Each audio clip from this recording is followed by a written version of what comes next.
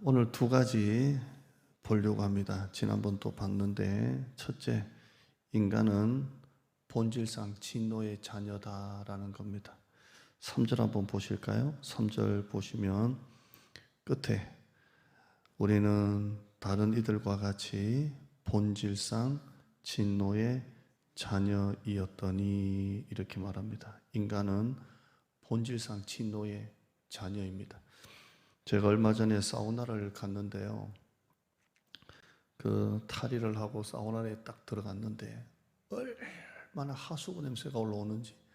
원래 그런 사우나가 아닌데 막 하수구 냄새가 역하게 올라오는 거예요. 그래서 1시간을 사우나 했는데 탕에 들어가도 탕에서 그 냄새가 나는 것 같고, 샤워기를 틀어도 샤워기 물에서 냄새가 나는 것 같고, 그래서 그냥 빨리 하고 나왔는데 나오고 나니까 뭐 하나 붙어 있어요.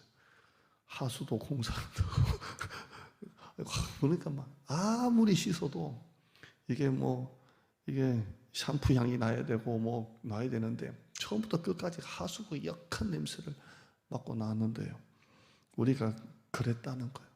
아무리 씻고 젠틀하게 뭐 옷을 입고 좋은 차를 타고 멋을 부려도 본질상 다 진노의 자녀라는 것. 본질상 다 진노의 자녀라는 겁니다.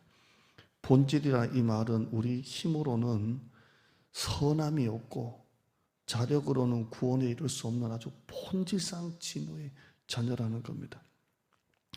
여러분, 의지를 가지고 뭘 하겠다고 하지 마요. 의지는 다 무너져요. 예를 들어서 내가 저 사람을 용서하겠다 하지 마요. 그거 금방 무너져요. 의지는 무너져요. 내가 저 사람을 마음에 품겠다 그러지 마요. 의지는 금방 무너져요. 내가 저 사람을 용서하겠다, 안 돼요. 의지는 안 되는 거예요. 그러니까 여러분이 내가 저 사람을 용서해야지, 내가 저 사람을 품어야지, 내가 저 사람을 사랑해야지, 그건 안 되는 거예요. 의지는 안 돼요. 왜냐하면 본질상 진노의 자녀이기 때문에 안 되는 거예요. 그럼 어떻게 해야 되냐면, 하나님, 저 사람을 사랑하게 해주세요. 저 사람을 용서하게 해주세요. 이렇게 해야 돼요. 우리는 의지를 가지고 사는 사람이 아니라 하나님이 주시는 믿음으로 사는 사람이기 때문에, 왜? 본질상 진노의 자녀이니까 내가 저 사람을 사랑하겠다는 의지를 가지고 사랑하는 게 돼요? 안 돼요. 기도할 때는 막 진짜 금방 달려가서 안아주고 싶고 막 하는 것 같은데도 눈 뜨고 나면 또 이게 내 안에 있는 의가 올라오거든요. 그러니까 의지를 가지고 하지 말고, 하나님, 저 사람을 사랑하게 해주세요. 품게 해주세요. 용서하게 해주세요. 따라하실까요? 의지로 살지 말고 믿음으로 살자. 하나님 주시는 힘을 가지고 해야 되는 거예요. 본질상 진노의 자녀의 특징은 로마서 3장 10절 이하에 보시면 기록된 바 의인은 없나니 하나도 없고, 11절에요. 깨닫는 자도 없고 하나님을 찾는 자도 없고, 12절 다 치우쳐 함께 무익하게 되고 선을 행하는 자는 없나니 하나도 없도다 돼요. 이 중에 하나, 그 앞에 11절 볼까요? 바로 앞절, 하나님을 찾는 자가 없어요. 본질상 진노의 자녀는 하나님을 찾질 않아요. 하나님을 찾질 않는다고. 이제 코로나가 다 풀리고 일상으로 돌아간다고 합니다. 이제 확진을 받아도 막 돌아다녀도 되고, 이제 다음 달이면 마스크도 벗니 많이 그렇게 하고, 수학여행도 하고, 이제 완전히 다 풀렸습니다. 완전히 다 풀리고, 뉴스 보니까 수학여행 관련 학교가 뭐 300몇 개가 이제 가려고 다 예약을 하고 그런다고 합니다. 그런데 사실 코로나는 역대 최강입니다. 최강. 저는 뉴스를 안 봐서 코로나가 이제 다 풀린다고 하니까 한 10명대로 떨어졌나 이런 줄 알았어요. 정말 하루에 한 10명 되나 하루 확진자가 봤는데요. 지금 하루 확진자가 오늘 11만 8천 명이 오늘 확진자도만요. 깜짝 놀랐다. 나는 일상으로 돌아간다 그래서 하루 확진자가 한 10명대인 줄 알았어요. 그런데 하루 확진자가 뭐 11만 8천 명? 5시쯤 뉴스를 보니까요. 우리나라 코로나 확진 누적 확진자가 1600만? 나는 기절하는 줄 알았어요. 언제 2만 3만 했는데 코로나 우리나라 확진 누진자가 1600만이고, 인구 밀도로 보면 우리나라 코로나가 세계 1위라네요. 세계 1위 확진자 국가고, 오늘 하루 평균 또 11만 명 이상이 확진자가 됐어요. 와, 만약에 언론이 작년같이 보도를 막 한다고 합시다. 하루 10만 명 확진자다 그러면 우리나라 완전히 셧다운해요, 진짜. 작년같이 막 뉴스에서 막 보도를 한다고 하면 우리 모두는 방에서 꼼짝도 못할 거예요.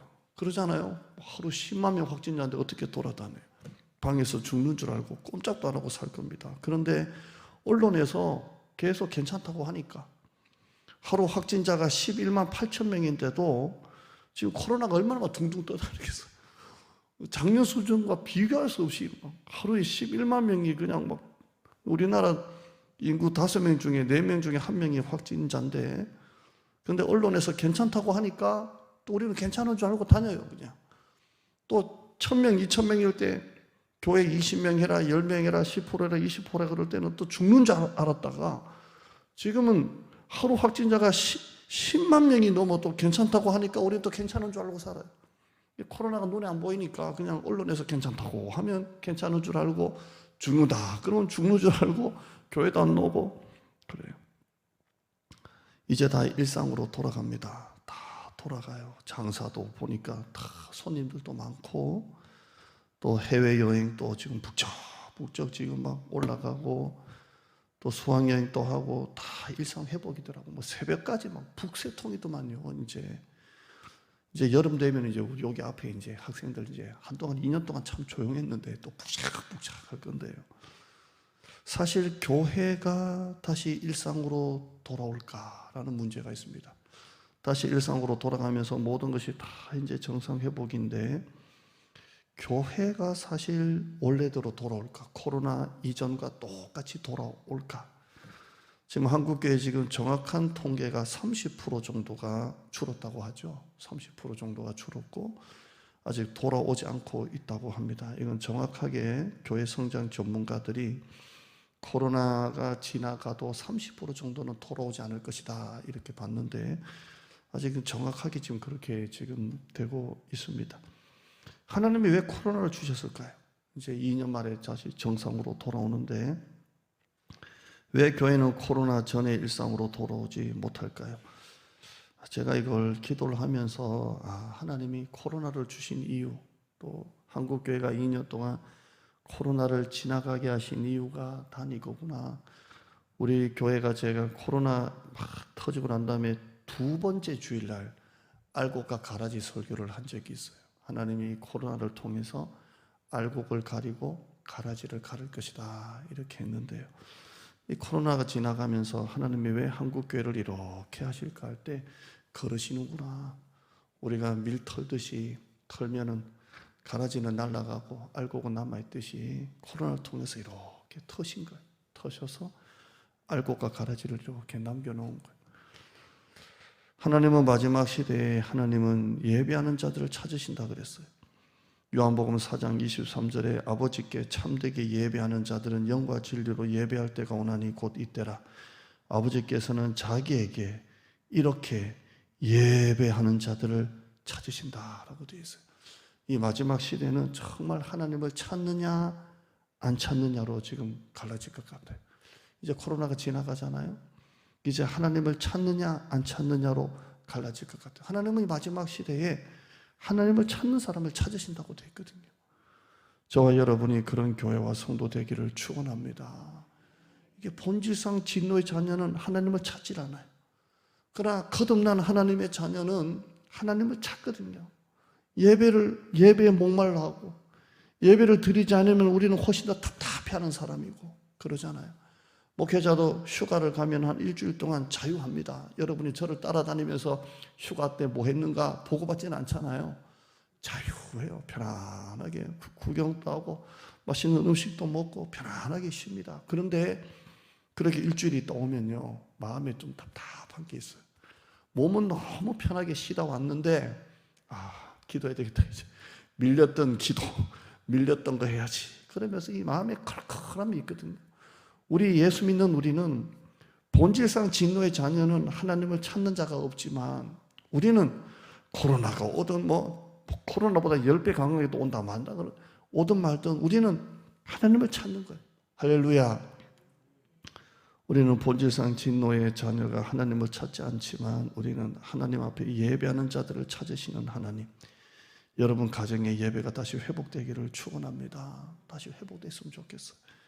우리 금요 기도의 새벽 기도가 다시 회복됐으면 좋겠어요. 물론 많은 분들이 온라인으로 더 많이 참석하지만 하나님께서 우리 교회에 다시 모든 것을 일으켜 주시는 은혜가 있기를 축원합니다. 두 번째는 하나님의 긍휼입니다. 4절 한번 보실까요? 4절 읽어봐요. 시작. 긍휼이 풍성하신 하나님이 우리를 사랑하신 그 큰 사랑을 인하여 5절에요. 허물로 죽은 우리를 그리스도와 함께 살리셨고 아멘. 긍휼이 나와요. 본질상 진노의 자녀인데 하나님의 긍휼로 우리를 사랑하셨다 이렇게 말씀하고 있습니다. 긍휼이 지난번에 뭐라 그랬죠? 불쌍히 여기는 마음이다 그랬어요. 따라하실까요? 긍휼은 불쌍히 여기는 마음이다. 인간은 이게 제일 어려운 것 같아요. 여러분은 신앙생활 하면서 뭐가 제일 어려운가요? 기도하기가 제일 어려워요. 순종하기가 제일 어려워요. 그런 게 있지만 진짜 어려운 건요. 사람을 품는 게 제일 힘든 거예요. 이 긍휼이 제일 힘들어요. 기도도 힘들고 순종도 힘들고 찬양도 힘들고 다 힘들지만 진짜 인간이 제일 힘든 게 뭔지 아세요? 이 사람을 품는 게 힘들어요. 긍휼이 참 힘들어요. 긍휼이. 눈은 눈으로 이는 이로 갚는 게 모세의 율법입니다. 네가 눈으로 당하면 눈으로 복수하고 이는 이로 그랬어요. 근데 예수님은 이렇게 말씀하셨어요. 마태복음 5장 38절에요. 시작. 또 눈은 눈으로 이는 이로 갚으라 하였다는 것을 모세의 율법이죠. 구약의 율법입니다. 근데 주님은 39절에 나는 너에게 이르노니 악한 자를 대적하지 말라. 누구든지 네 오른편 뺨을 치거든 왼편도 돌려대며 또 너를 고발하여 속옷을 가지고자 하는 자에게 겉옷도 가지게 하고 또 누구든지 너로 억지로 오리를 가게 하거든 그 사람과 심리를 동행하고 네게 구하는 자에게 주고 꾸고자 하는 자에게는 거절하지 말라.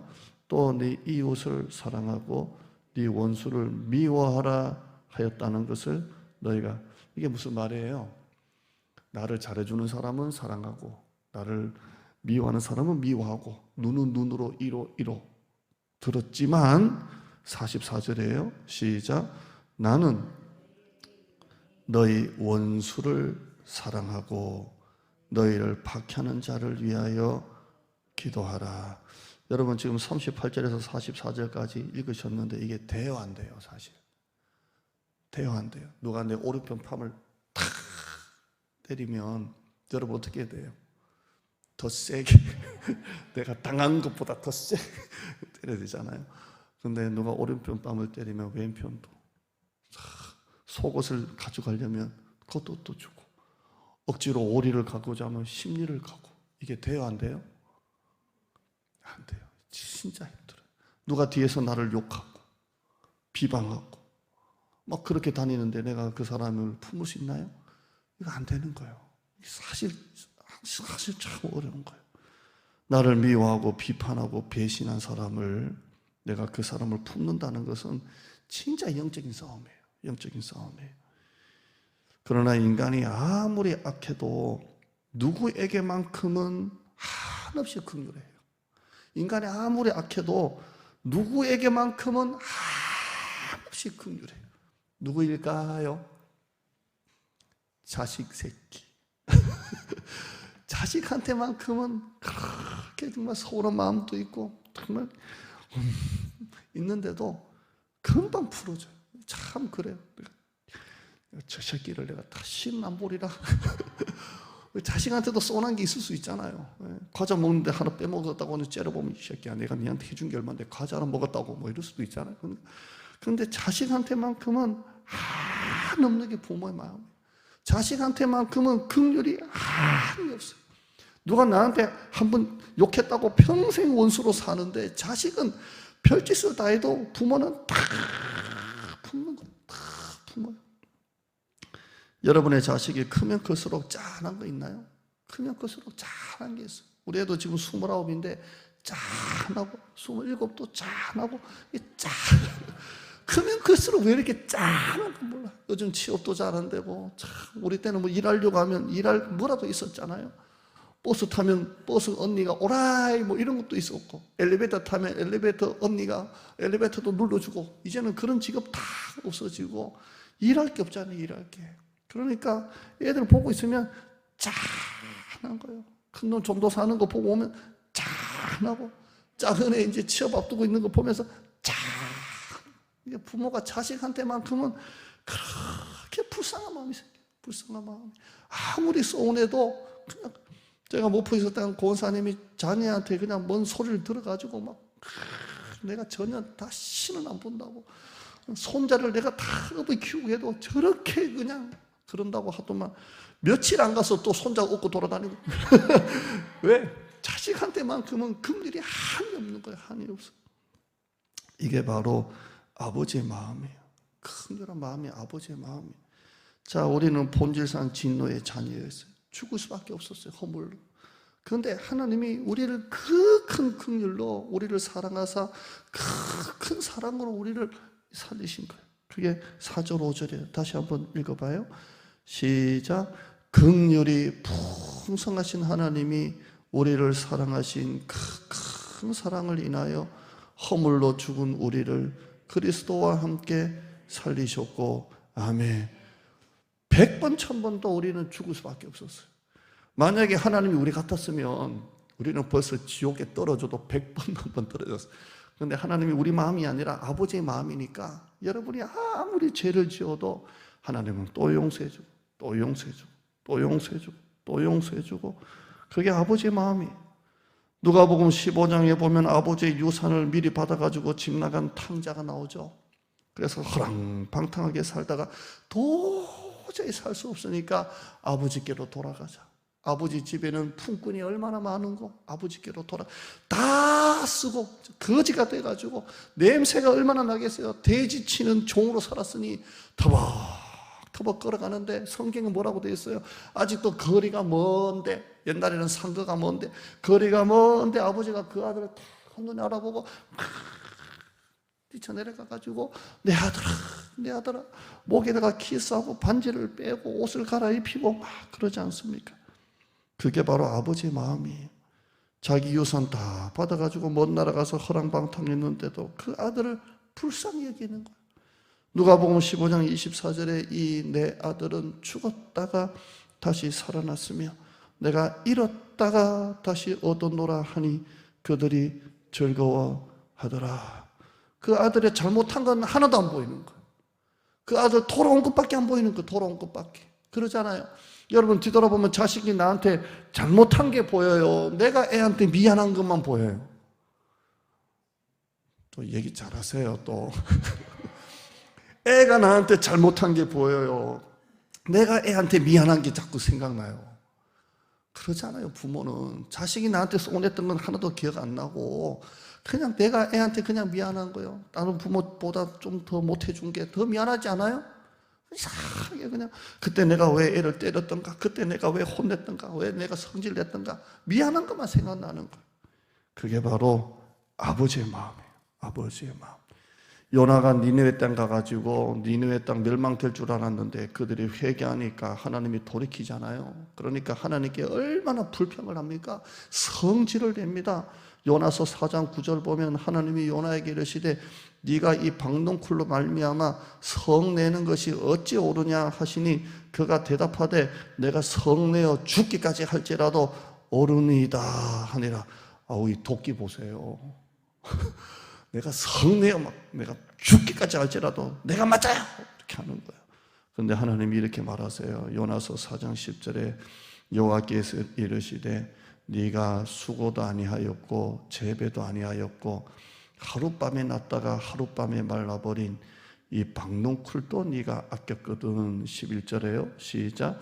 하물며 이 큰 성읍 니느웨에는 좌우를 분별하지 못하는 자가 12만여 명이요 가축도 많이 있나니 내가 어찌 아끼지 아니하겠느냐 하십니다. 요나야, 하룻밤이 있었다가 없어지면 박누클도 네가 그거 없어졌다고 난리를 치는데 이 12만 명이다.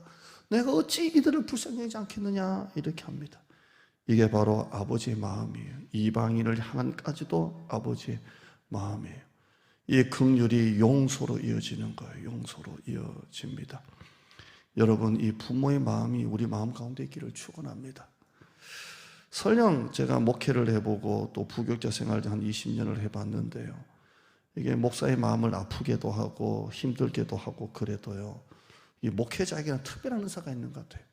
하나님이 계속 아버지의 마음을 주시는 것 같아요.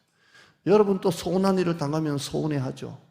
여러분 또 속상한 일을 당하면 속상하고, 누가 나한테 욕을 하면 나도 막 힘들기도 하죠. 그런데 아버지의 마음은 그거 다 덮잖아요. 근데 하나님은 목회자에게는 특별한 은사를 주시는 것 같아요.